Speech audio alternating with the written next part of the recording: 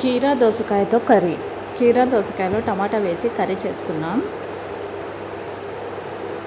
ఇది చూడడానికే చాలా టేస్టీగా అనిపిస్తుంది కదా, తింటే ఇంకా చాలా బాగుంటుంది. Hi friends, welcome to our channel Gruhalakshmi. అందరికీ నమస్కారం. ఈరోజు మన ఛానల్లో కీరాతో కర్రీని ఎలా తయారు చేయాలో చూద్దాం. ఇది ఆరోగ్యానికి చాలా మంచిది. కీరా ఒంటిని చలువ చేస్తుంది, ఆరోగ్యానికి కూడా చాలా మంచిది. టమాటా కట్ చేసుకున్నాం, పచ్చిమిర్చి, ఉల్లిపాయలు, ఎండుమిర్చి కట్ చేసి పెట్టుకున్నాము. ఒకటే కీరాని తీసుకొని పొట్టు తీసి మీడియం సైజులో ముక్కల్ని కట్ చేసి పెడుతున్నాను. కరివేపాకు కూడా వేసి పెట్టాను. టమాటా కూడా 2 తీసుకొని కట్ చేశాను. ఇప్పుడు ఒక ప్యాన్ తీసుకొని ప్యాన్ వేడైన తర్వాత నూనె వేసుకోవాలి.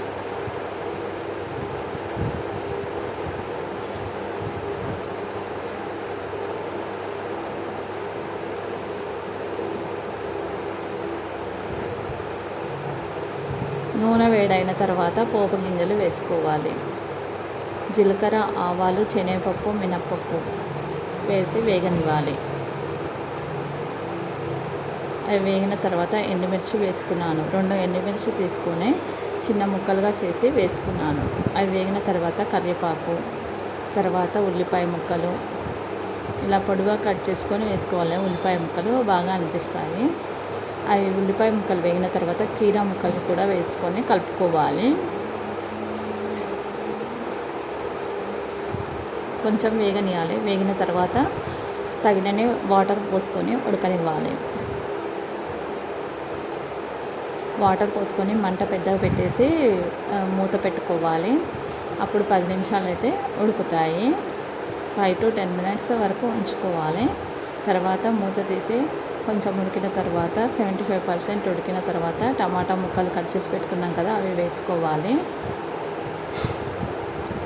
బాగా కలిపేసుకొని తర్వాత టమాటా ముక్కలు వేసుకోవాలి. పచ్చిమిర్చి పేస్ట్ వేసుకుంటున్నాను, 1 స్పూను.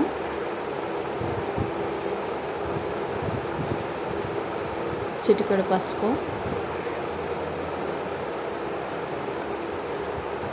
జీలకర్ర, మెంతులు, ధనియాలు వేయించి చేసిన పౌడరు, రుచికి సరిపడే ఉప్పు,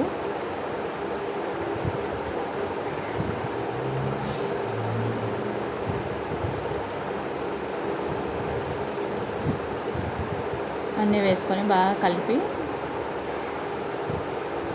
ఇది కొబ్బరి పొడి,